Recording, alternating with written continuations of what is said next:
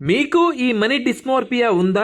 ఇవే లక్షణాలట. ఆ వివరాలేంటో చూద్దాం. ఎవరి జీతం ఎంతైనా సగటు ఉద్యోగికి నెలాఖరు వచ్చిందంటే సమస్యలు, జీతం వచ్చిందంటే కాస్త హుషారు, అనంతరం రాబోయే ఖర్చుల గురించిన టెన్షన్ ప్రతి నెల చివరి తర్వాత నెల మొదటి వారాల్లో అత్యంత కామన్ అనే అనుకోవాలి. ఈ విషయంలో చిన్న ఉద్యోగి పెద్ద ఉద్యోగి అనే తారతమ్యాలేవి ఉండవనేది ఎక్కువ మంది చెప్పే మాట.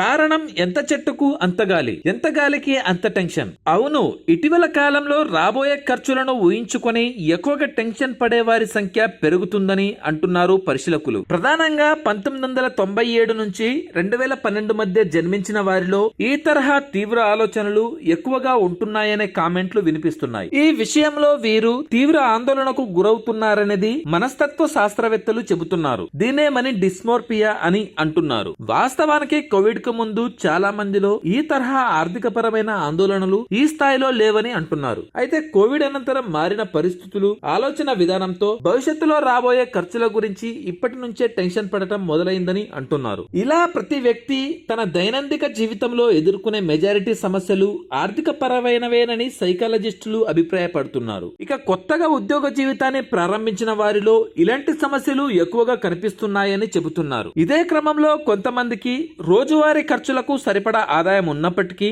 రాబోయే రోజుల్లో లేదా ముందు ముందు ఎలాంటి ఖర్చులు వస్తాయో ఏమో అనే తరహా ఆందోళనలు పెరుగుతున్నాయని గట్టిగా చెబుతున్నారు. అయితే నేటి యంగ్ జనరేషన్ లో ఈ తరహా ఆందోళనలు తలెత్తడంలో సోషల్ మీడియా పాత్రను హైలైట్ చేస్తున్నారు పరిశీలకులు. ప్రధానంగా ఇతరులతో కంపారిజన్ కి ఈ ప్లాట్ఫామ్స్ కారణమవుతున్నాయని, ఎవరినో చూసి వారిలా బ్రతికాలనే ఆలోచనలు తలెత్తడంతోనే ఈ తరహా ఆందోళనలు రావడానికి ఒక కారణం ఏర్పడుతుందని చెబుతున్నారు. ఈ విషయాలపై స్పందించిన ఫైనాన్షియల్ థెరపిస్ట్ అమాండా క్లేమాన్, డబ్బుకు సంబంధించిన ఆందోళన, అప్రమత్తత, అభద్రతా భావంతో కూడిన అంతర్గత భావన వల్ల ఇలాంటి సమస్యలు వస్తాయని అంటున్నారు. ఇదే సమయంలో తమ చుట్టూ ఉన్న ప్రతి ఒక్కరూ సంపన్నమైన జీవితాన్ని కలిగి ఉంటారని ఊహించుకోవడం కూడా ఈ తరహా సమస్యకు కారణమని స్పష్టం చేస్తున్నారు. Thanks for watching.